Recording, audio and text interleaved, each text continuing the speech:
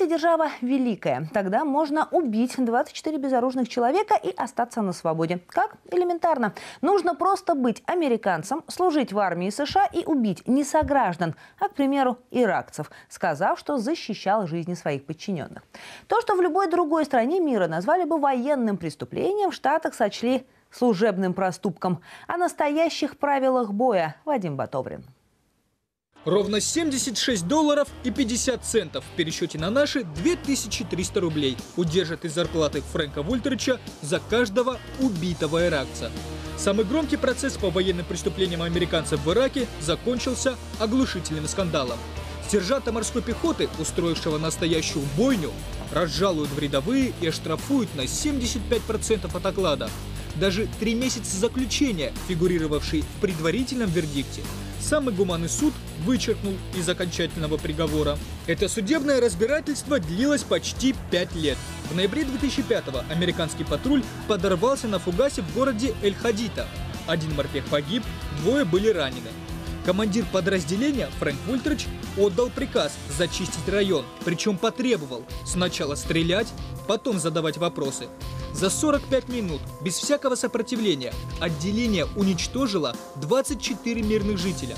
Под раздачу попал проезжавший мимо автомобиль, а сам Вультерич признался в убийстве 12 человек, в том числе женщины с ребенком. Командованию морпехи доложили, что все гражданские погибли в результате взрыва. Расследование началось лишь через год. Обвинения предъявили еще 7 военнослужащим. Однако всех оправдали. В случае с Вультеричем есть начало очень опасной мировой тенденции, когда американские преступления вместо жесточайшей принципиальной оценки они превратятся в какое-то такое бубнение в спальне американской Фемиды. Впрочем, чаще всего такие дела до суда вообще не доходят. Как утверждают эксперты, за время американской оккупации в Ираке убиты 250 тысяч мирных жителей.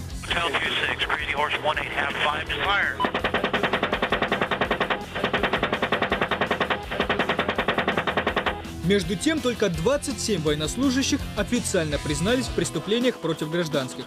Похожим образом насаждают демократию и в других странах. Уже год буксует следствие по делу взвода смерти. Мирных афганцев морпехи расстреливали ради спортивного интереса.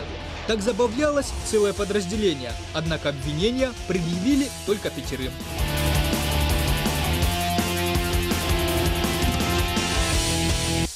В соседней провинции 12 военнослужащих на досуге тоже стреляли по гражданским, а на память оставляли вырванные зубы, отрезанные пальцы и уши погибших.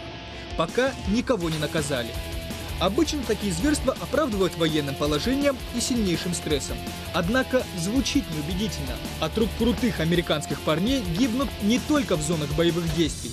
Во вроде как мирном и дружественном Пакистане пехотинцы ни с того ни с сего решили зачистить от боевиков крестьянскую деревню. 20 убитых.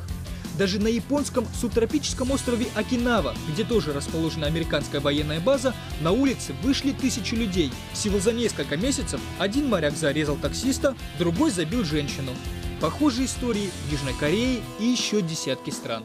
То, что мы сегодня имеем, это ярко выраженная линия на превращение Соединенных Штатов Америки в аналог гитлеровской Германии.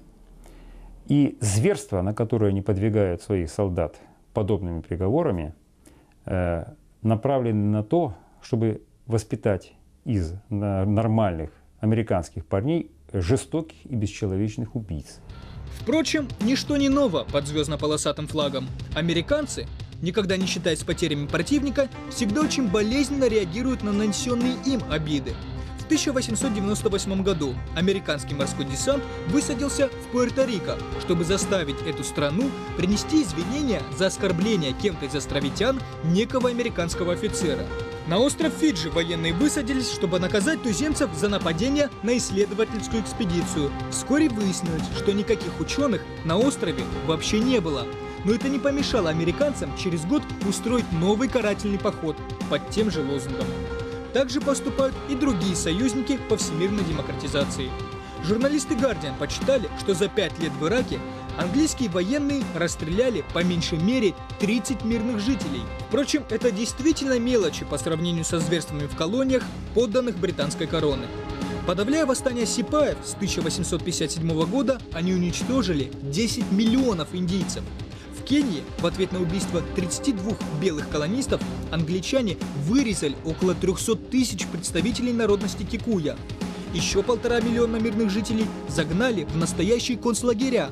И происходило это в 50-е годы, уже после Второй мировой. Именно так поступали и все западные деятели, которые решали задачу. Вспомним хотя бы, что во время войны в Ливии, начала 30-х годов, которую вела Италия, в этом маленьком государстве, в маленькой по численности, маленький по численности народ понес колоссальные потери. Около 2 миллионов человек было убито итальянскими фашистами.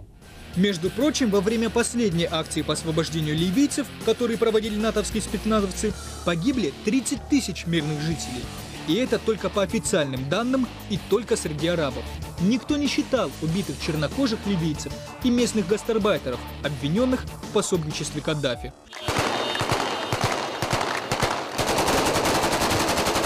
О судах над ливийскими повстанцами и их помощниками ничего и не слышно. Между тем, фактически оправдательный приговор Фрэнку Вультеричу практически возвращает нас в 19 век, когда за убийство слуги хозяину ровным счетом ничего не грозило. Мир снова начинает делиться на господ и рабов. Интересно, к какой касте относят те, кто живет на постсоветском пространстве?